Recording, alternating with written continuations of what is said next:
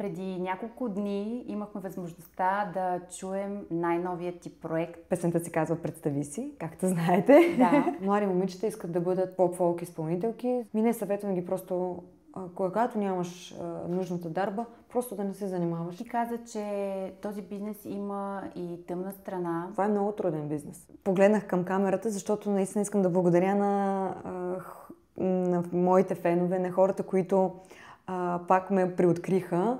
Добре дошли при Фризьора. Тук си говорим за здраве, красота и лайфстайл. Не пропускайте да се абонирате за канала, да харесвате и коментирате видеята. В днешния епизод на гости ни е една от най-популярните поп-фолк изпълнителки, в чието песни все още усещаме емоция и чуваме смислени текстове. Безкрайно ми е приятно да ви представя красивата, талантлива и много енергична Магда. Здравей, Магда! Здравей, Лили! За мен е голямо удоволствие да бъда тук при тебе. Аз съм от първите ти гости. Радвам се за което. И аз благодаря за поканата. Благодаря ти за прекрасното представяне, което ми направи. Радвам се, че харесваш моите песни. И така, че песните ми просто докосват хората. Преди няколко дни имахме възможността да чуем най-новият ти проект. Поздравявам те, и песента, и видеоклипът към нея са прекрасни. Разкажи ни малко повече за нея. Много хубава песен. Песента се казва "Представи си", както знаете. Да. Изцяло, нали, видеото го заснех с нови режисьори. Режисьорите не са нови режисьорите. Просто аз работя за първи път с тях, с Будабас. Едни прекрасни момчета, които страшно много се постараха. Още на самите снимки така имаше някаква симбиоза между нас и се усетихме се, те мен, аз тях, и снимките станаха с лекота. Много им благодаря за видеото, което направиха за мен. Наистина така ме представиха в една много различна светлина, нещо ново от мен. Благодаря на целия екип, който стои зад тази продукция. Какви качества е важно за теб да притежават хората от твоя екип? Защото казваш, че сте се усетили. Най-вече да са точни, да не правят нещата, това, което правят, да го правят меркантилно и да усещам по някакъв начин, че са дошли да си свършат просто работата и да си вземат парите. Това е много важно, това се усеща. Докато тези момчета наистина направиха всичко от сърце, много ме харесаха. Влагат себе си в работата си. Да, те просто имаха ясна визия за това какво снимат и какво искат да излезе след това, какво искат да видят. Екипът, нали, с който работих, доста добре сме се сработили. С другите момчета вече работя пореден път. Нали, с гримьора Цецо Андреев, с фризьора Гиш. Моите момчета, те си винаги на терен и винаги до мен. Ангел Димитров и Христо Василев. Благодаря на всички от сърце. На фотографа Теди Грозданов, да не пропуснем някой, но това бяха хората на терен. Изключително просто благодаря ви, момчета, за всичко. Това е вторият ти проект като самопродуциращ се изпълнител. Да, това е много важна крачка предприех и трудна. Да бъдеш самопродуциращ се изпълнител е хубаво, нали, имаш свободата, но и много отговорно, защото нямаш продуцент, зад който да се скриеш и да кажеш, нали, той продуцентът така ми каза. Нали, тук всичко се решава от мен и от моя екип. И това, което представяме, е това. Нали? Няма маски, няма зад кой да се скрием. Цената на свободата. Абсолютно. Вече повече от 20 години си на сцена. На какво те научи музикалният бизнес? Музикалният бизнес те учи на много неща. Това е бизнес, който нали, хората виждат една страна, но той е с много страни и с много тъмни страни. Защото да си изпълнител е не само да отидеш да забавляваш хората в дискотека или ресторант, или няма значение къде са те поканили, но и това е и отговорност. Защото ние даваме пример на обществото, което в момента подраства. Аз имам дъщеря на 7 години и доста така имаме доста голямо влияние върху подрастващите.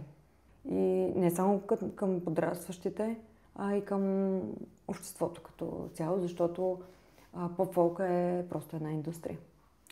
Ти каза, че този бизнес има и тъмна страна. Какво става зад кадър? Кое е това, което ние зрителите не виждаме? Това е много труден бизнес. Казах го вече. Недоспиването, нощите, които не си през семейството си. Трудно е от просто физически и психически, за да издържиш. Как минава един твой обичаен ден? Ами аз съм от работещите фолк певици като цяло. В смисъл имам и друг бизнес и все още успявам да ги съчетавам нещата, но с нарастването на участията започва да ми става така трудничко с наспиването, но справям се. Аз много бързо възстановявам, за което нали, така, радвам се за това. Защото ако не мога и да възстановявам, не знам. Кое те зарежда? Ами, какво ме зарежда? Работата зарежда ли те? Работата ме зарежда. Когато съм на работа, наистина давам всичко от себе си и се раздавам. И може би хората го усетиха и затова и така все повече и повече участие поемам и графика ми се пълни вече с месеци така напред, което е показателно, че хората, които идват на мое участие, са доволни от мен. Оценят. Да, и заведенията, които ме канят.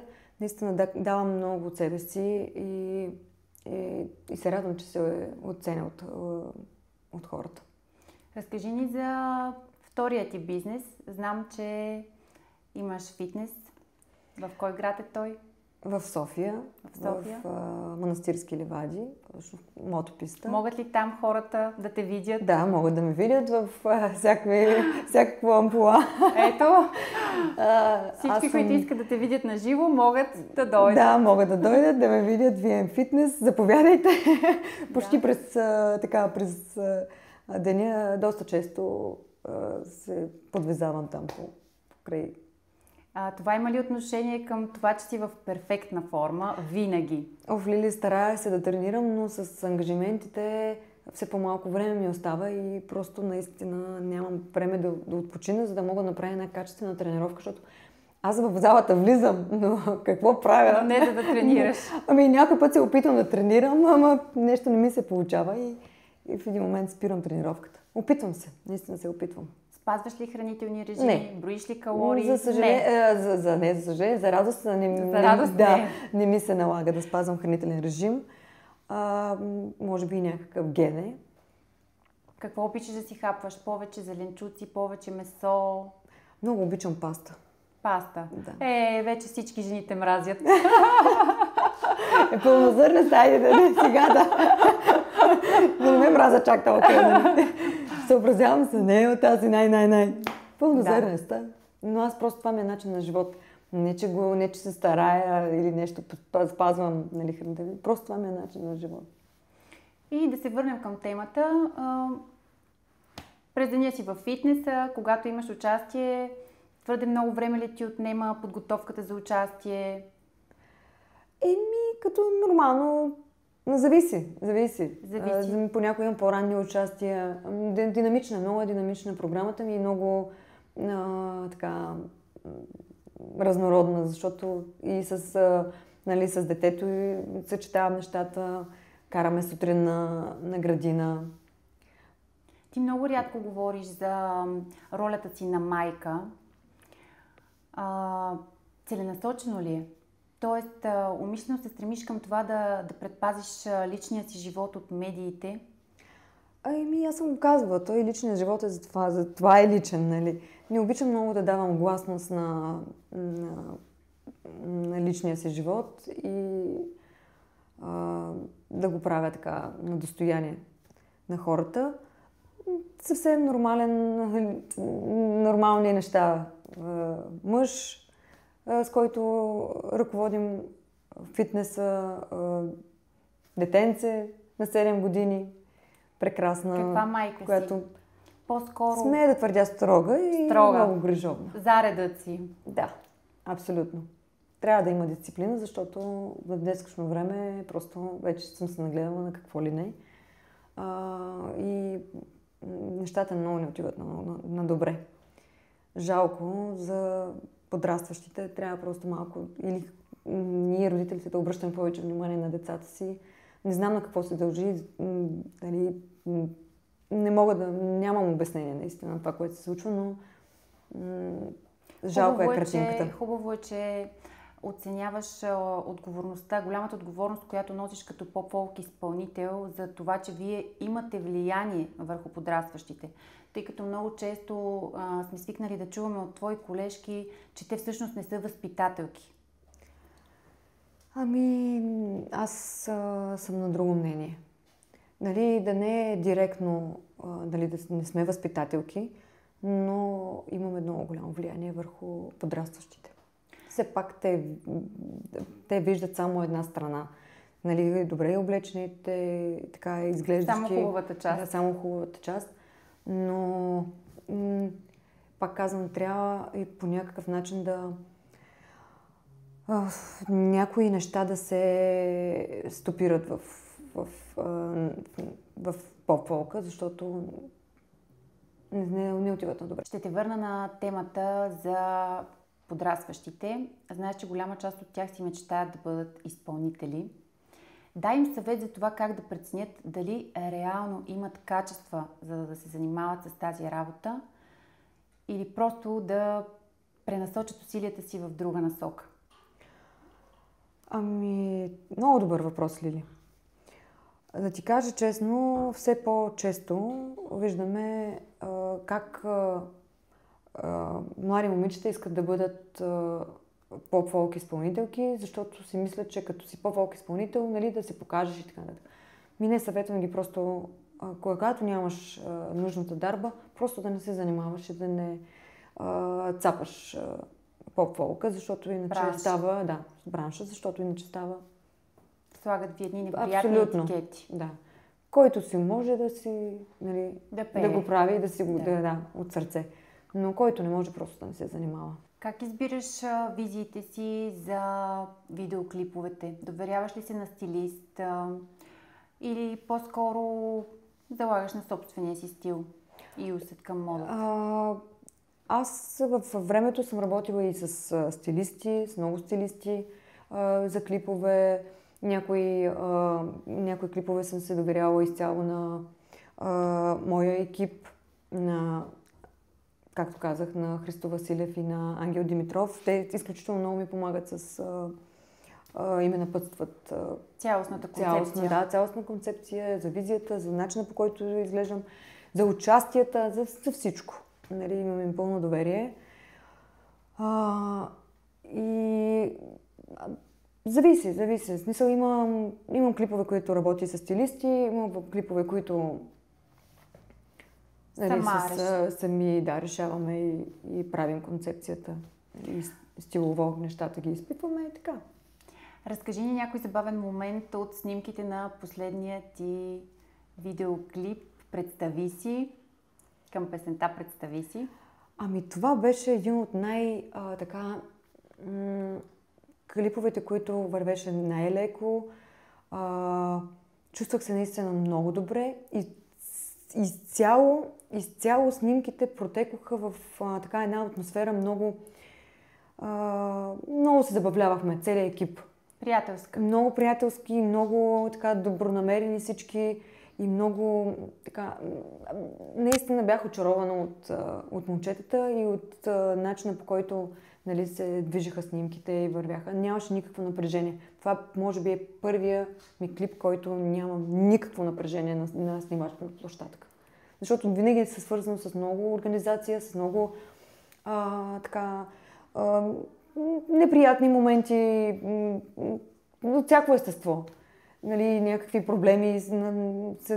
Този път нямаше нищо. Наистина, някой всичко гаф, се беше... нещо забавно да ни разкажеш? Не, просто ако имахме една скрита камера, ще да е всичко много забавно. Изключително забавно беше. Но така нещо, което да е толкова фрампантно да мога да го разкажа на зрителите, нямаше. Къде предпочиташ да живееш?